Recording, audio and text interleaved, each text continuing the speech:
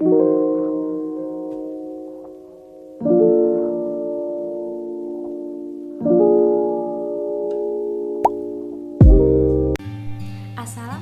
warahmatullahi wabarakatuh.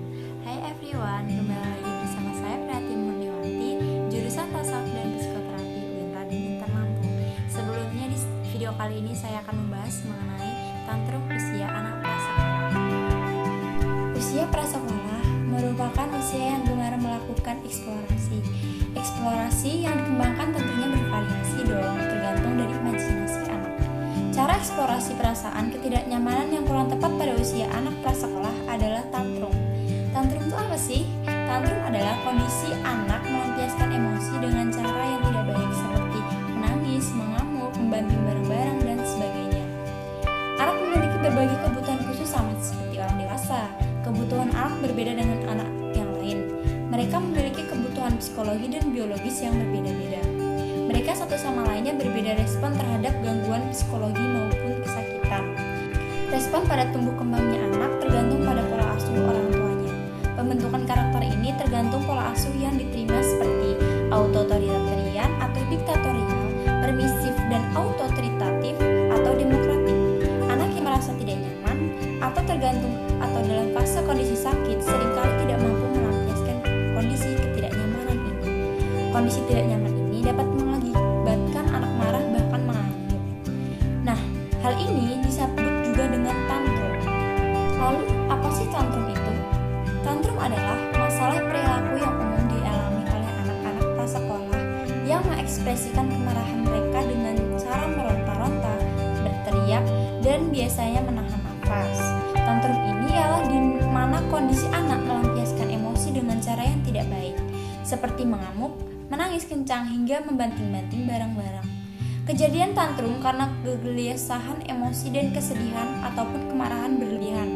Tantrum memang bersifat alamiah, terutama pada anak yang belum menggunakan kata dalam mengungkapkan rasa frustasi mereka. Anak yang mengalami tantrum biasanya dapat dilihat melalui perilaku yang ditunjukkan seperti suasana di mana anak merasa negatif, lebih sulit mengalihkan perhatian anak, sulit beradaptasi dengan orang baru. Biasanya tantrum akan memiliki kebiasaan yang tidak teratur seperti susah tidur, susah buang air besar, maupun pola makan. Jenis-jenis tantrum. Ada beberapa jenis tantrum sebagaimana disebutkan oleh Hildayanti. Yang pertama adalah manipulatif tantrum, yang kedua verbal frustration tantrum, yang ketiga adalah temperamental tantrum.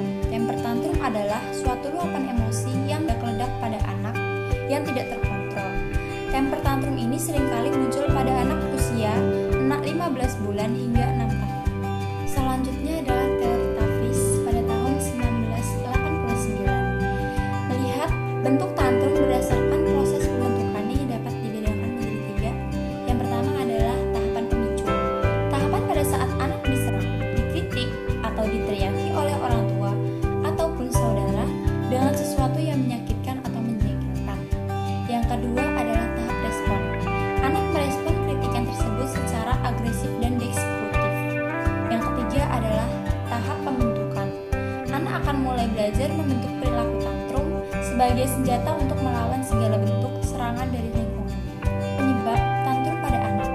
Tantrum umumnya disebabkan oleh terbatasnya kemampuan bahasa anak untuk mengekspresikan perasaannya, sehingga mereka hanya bisa meluapkan emosinya dengan cara meronta, menangis, berteriak, menjerit, serta menghentak-hentakan kedua kaki dan tangannya ke lantai. Selain itu, tantrum biasanya menjadi ajang anak melakukan observasi dan mengenali cara mendapatkan keinginannya. Misal, saat anak mengamuk untuk mendapatkan sesuatu barang dan ibunya menurutinya, ia akan mengulangi cara tersebut di kemudian hari. Jika terus dibiarkan, hal tersebut bisa menjadi kebiasaan buruk pada si anak kecil. Faktor-faktor yang menyebabkan terjadinya tantrum. Yang pertama adalah terhalang keinginan anak mendapatkan sesuatu. Yang kedua, tidak terpenuhi